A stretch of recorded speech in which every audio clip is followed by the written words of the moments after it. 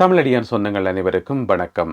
யாழ் மாவட்டத்தில் பரவி வரும் ஒரு மர்மமான காய்ச்சல் காரணமாக 4 பேர் இதுவரை உயிரிழந்துள்ளார்கள்.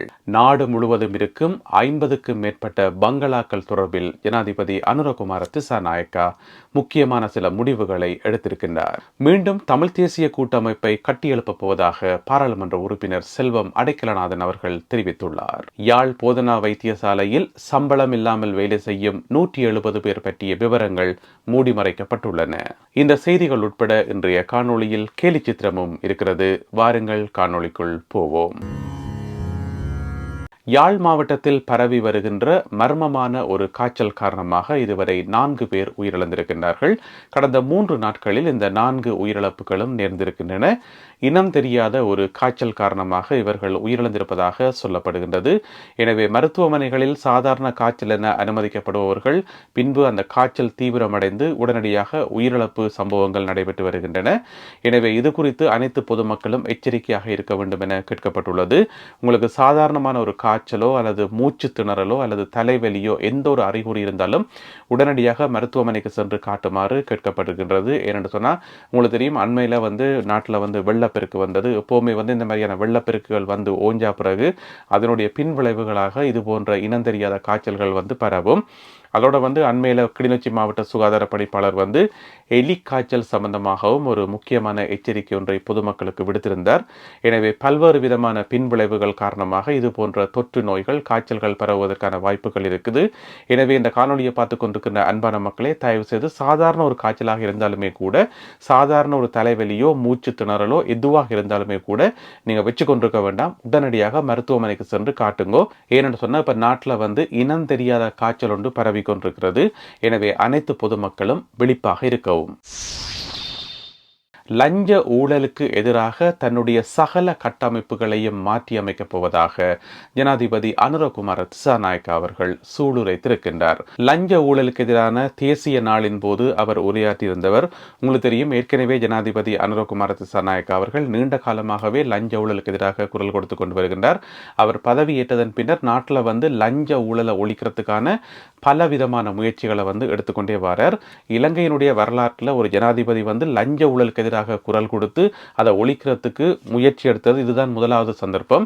எனவே பல்வேறு துறைகளில் அவரிடம் இருக்கக்கூடிய சகல துறைகளிலும் லஞ்ச ஊழல் ஒழிச்சு கட்டப்படும் என்று சொல்லி அவர் சொல்லியிருக்கிறார். அதோட லஞ்ச ஊழல் ஒழிப்பு ஆணைக்குழு என்று சொல்லி ஒரு ஆணைக்குழு இருக்குத்தானே, அந்த ஆணைக்குழுவிட்ட முக்கியமான ஒரு கேள்வி ஒன்று கேட்டிருக்கார் ஜனாதிபதி அனுரகுமார திசாநாயக்கா. என்னென்னு சொன்னா, 2029ஆம் ஆண்டு 69 வழக்குகள் பதிவு செய்யப்பட்டதாம் இந்த லஞ்ச ஊழல் ஆணைக்குழுவால.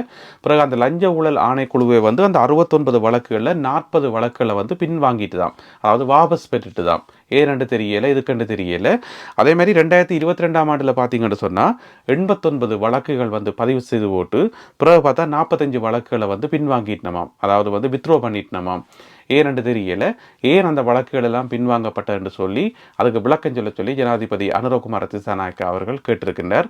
ஏனென்று சொன்னால் லஞ்ச ஊழலுக்கு எதிராகத்தான் இந்த வழக்கு போடப்பட்டது.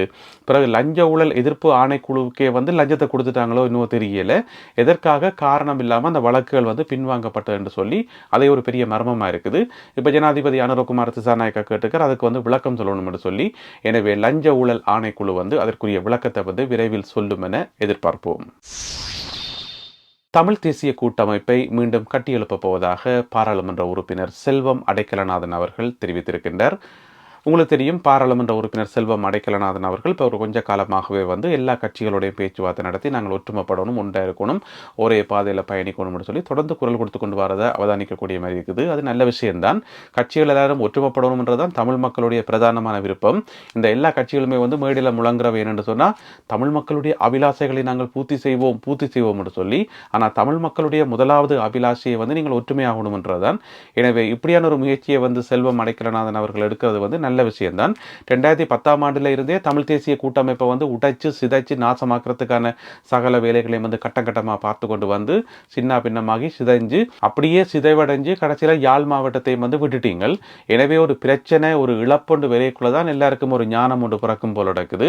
அது மட்டும் இல்லாமல் இந்த கீரை கடைக்கும் ஒரு எதிர்கடை வேணும்ன்றது ஒரு சரியான ஒரு பழமொழி. என இப்ப அரசியலையும் எதிர்த்தரப்புல புது புது ஆக்கள் வந்திருக்கிறதால தேசிய மக்கள் சக்தியை சேர்ந்த பாராளுமன்ற உறுப்பினர்கள், மருத்துவர் அர்ச்சுனா ராமநாதன் என்று சொல்லி இங்கால புதிய ஒரு அணியொன்று உருவாகி கொண்டிருக்குது.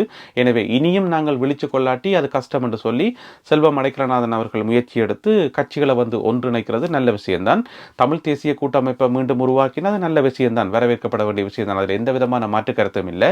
ஆனால் என்ன நோக்கத்துக்காக நீங்கள் அதை உருவாக்குறீங்கன்றதையும் மக்கள் கவனிச்சு கொண்டு தான் இருப்பினும் அது மக்களுடைய நலன் சார்ந்துதான் இருக்கணுமே தவிர நீங்கள் தேர்தலில் வெற்றி பெறறதுக்கும் இப்போ வரப்போற உள்ளூராட்சி தேர்தலை எதிர்கொள்றதுக்கும் அதுக்கப்புறம் வரப்போற மாகாண சபை தேர்தலை எதிர்கொள்றதுக்காகவும் இப்பயே பிளான் பண்ணி இந்த ஒற்றுமை என்று சொன்னால் அதை பொதுமக்கள் ஏற்றுக்கொள்ள மாட்டினோம். எனவே நீங்கள் என்ன செயல் செய்தாலும் அது எங்களுடைய மக்களுக்கு நன்மையாக முடியணும், மக்களுடைய நலன் சார்ந்து எடுக்கணும். என்ன சொன்னால் எங்களுக்கு மக்கள் தான் முக்கியம். அந்த ஒரு அடிப்படையில் நீங்கள் செயல்பட்டீங்கன்னு சொன்னால் உங்களுடைய வெற்றியை எல்லாருமே பாராட்டுவினம், எல்லாருமே வரவேற்பினம். அதை விட்டுட்டு சும்மா தேர்தலை டார்கெட் பண்ணி நீங்கள் எல்லாரும் ஒன்று செய்தீங்கன்னு சொன்னால் அதில் பிரயோசனம் இல்லை. எனவே அந்த விஷயத்தையும் செல்வம் அடைக்கலநாதன் அவர்கள் கவனித்துக் கொள்ளணும். மற்றபடி கட்சிகள் எல்லாரும் ஒன்று சேர்ந்தால் அது நல்ல விஷயம்தான், வரவேற்கப்பட வேண்டிய விஷயம்தான்.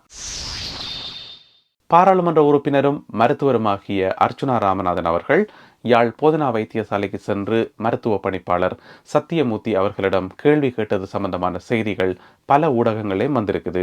எல்லா ஊடகங்களையும் எல்லா செய்திகளையும் வாய்ச்சி பார்த்தேன். இந்த மாதிரி பாராளுமன்ற உறுப்பினரும் மருத்துவருமாகிய அர்ச்சுனா ராமநாதன் அவர்கள் முன் அறிவித்தல் ஏதும் இல்லாமல் யாழ் போதனா வைத்தியசாலைக்கு போனவர், அங்க கடமைக்கு இடையூறு விளைவித்தவர், அங்கிருந்த அதிகாரியை மிரட்டினார் என்று சொல்லி ஒரு பக்கம் செய்தி, இன்னும் ஒரு பத்திரிகையில பார்த்தா அதே செய்தி, இன்னும் ஒரு பத்திரிகையில பார்த்தா அதே செய்திதான். இப்படி எல்லா பத்திரிகைகளையும் எல்லா ஊடகங்களையும் பார்த்தா இதே அரைச்சமாவத்தான் அரைச்சு வச்சு கிடக்குது.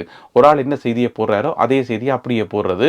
இந்த ஆட்டு மந்தைகளாவது அதில் 4 மந்தை அங்காலைமிங்கெல்லாம் திரும்பி பார்த்து கொண்டு போகும், இப்படி ஒரேதாக போகாமல் திரும்பி பார்த்துட்டு போகும்.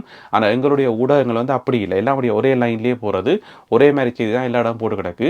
ஒரு ஊடகத்திலேயாவது யாராவது ஒரு ஊடகத்திலேயாவது அந்த 170 பேருக்கு சம்பளம் கொடுபடுதா இல்லையா, அந்த 170 பேற்ற கதை என்ன, அதில் உண்மை இருக்கா இல்லையா, அது சம்பந்தமாக சத்தியமூர்த்தி அவர்கள் பதில் சொல்லணும் என்று சொல்லி எங்கேயாவது ஒரு பத்திரிகை ஒரு ஊடகம் அதை சுட்டி காட்டியிருக்கான்னு சொல்லி நானும் கண்ணுக்குள்ள எண்ணெய் விட்டு தடவுற மாதிரி தேடி பார்த்தேன். ஒரு செய்தியும் இல்லை. இப்போ சொல்லுங்க, எங்களுடைய நாடு எப்படி உருப்படும்? இந்த மாதிரி தான் ஒரு நாட்டினுடைய வளர்ச்சிக்கு அடி அத்திவாரம் 4வது தூண் என்று சொல்றது. அப்படி இருக்கக்கூடியது ஊடகங்கள்.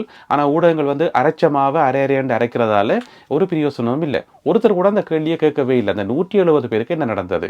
இப்போ டாக்டர் அத்துமீறி நுழைஞ்சார், அத்துமீறி நுழையலை, அதை தூக்கி அங்கே வையுங்க. அங்கே போயிட்டு சத்தியமூர்த்தி அவர்கள் விரட்டியலை, அதை தூக்கி விடுங்க. அதையே திரும்ப காய்ச்சி கொண்டிருக்காமல் அந்த 170 பேருக்கு என்ன நடந்தது? அவைக்கு சம்பளம் கொடுபடுதா இல்லையா?